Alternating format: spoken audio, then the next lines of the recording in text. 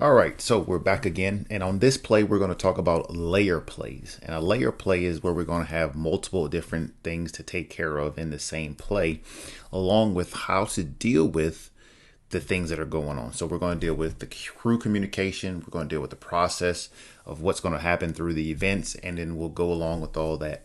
But having that being said, thanks a lot for coming to watch the video.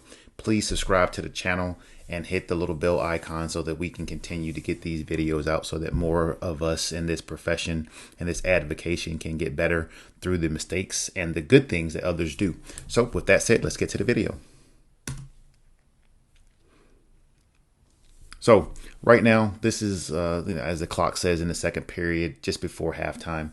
And we're going to see there's going to be a foul and then there's going to be a secondary action. So as we first can see that there was a good rotation. So you saw the lead have a nice pace. We're going to go back here just slightly. The lead's going to have a nice pace to go across the end line. The old trail, new slot's going to go across. And the current slot, new trail is going to go out, rotate perfectly. There's a foul and then there's a push. Right now, as the referees on the crew, we all have to be aware that something has happened. Okay, we're going to go back in a second and take it out one more time so you can see the play again, and then we'll get to everything that's going on. So we're going to watch that there's going to be a post-entry pass, then there's going to be a foul, and then there's going to be a shove by the post-entry player. Now, right here, we have to stop. The non-calling officials have to be aware of what just went on. As the slot official sees what went on, they were about to assess a technical foul, but there's an interjection by the coach. So now there's another piece to this puzzle. The coach and referee interaction has to be dealt with.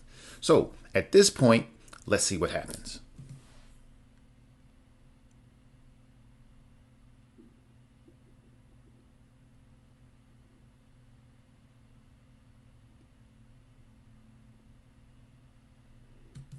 So we're going to go back.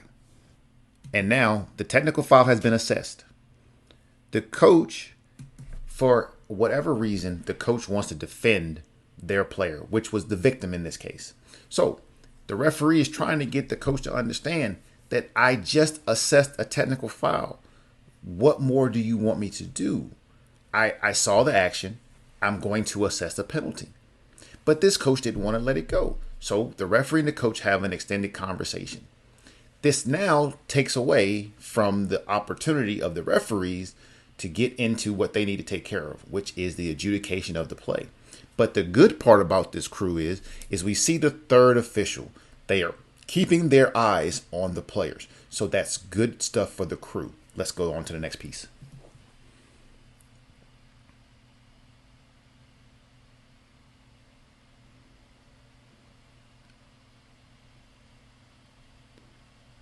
So now that the coach has been somewhat addressed and resolved, we can see that there can be better body language by the official.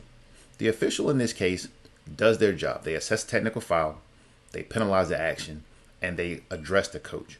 Could the coach have been addressed better? Probably.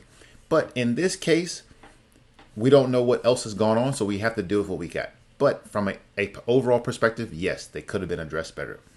The part that we missed on this play as a crew was we needed to get everyone together briefly in order to get the situation under control so we know exactly what's going on. Because there are 4 pieces to this puzzle that we have to be able to know each and every time. First, you have to know what the penalties are that's going to be assessed. Then you have to know who's shooting if there are shots involved, what basket they're going to shoot at, and then where's the ball going to be put back in play. This is a National Federation high school game. But this applies to every game that's worked. You have to know what the penalties are, who's shooting the penalties, what basket they're shooting at, and what the point of interruption will become, or in some cases, what the resumption of play will be. Whatever those factors are, they have to be done at every level. No matter what the rules say about that level of basketball, they all have to be done. So we're going to go back, we're going to watch the video one more time, and then we're going to go ahead and break it down in full from that point.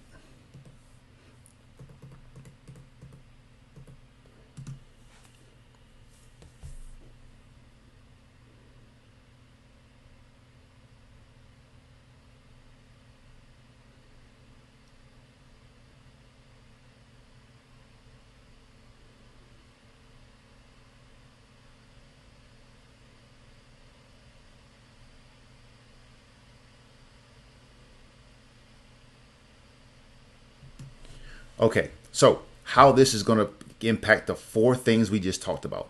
One, we have a common foul on a play to the basket. Then we have a technical foul on the individual who was fouled. So, depending on your level of play or wherever you're refereeing at, you have to know how to adjudicate the personal foul for the play to the basket and the technical foul after the play to the basket on dead ball contact. Then you have to turn around and know who's shooting free throws. So in this case, you have to shoot free throws for the common foul, and then you have to adjudicate the technical foul, however those penalties are assessed. 3, who's and what baskets you're shooting at, and what the sequence of that is. So do you shoot the technical foul first if you're shooting at a level that does that, or do you shoot them in the sequence upon which they happen? You have to know those 3. And then 4, you have to know how to put the ball back in play after you've shot your free throws and who appropriately gets the ball to return the action.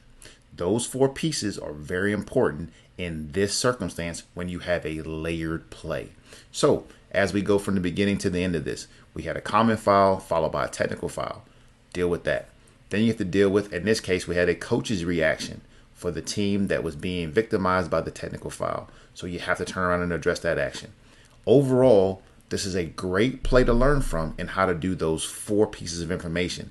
The 5th thing we got out of this one was the interaction with the coach. Like I said in the middle of this video, you have to be able to deal with all the separate pieces and know how to adjudicate them and get back to action so that you can continue on in the game.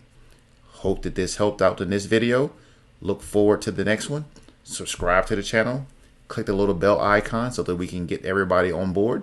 And if you know someone, pass it along. If you have any questions, send them in the comments. Thanks a lot. Have a great day.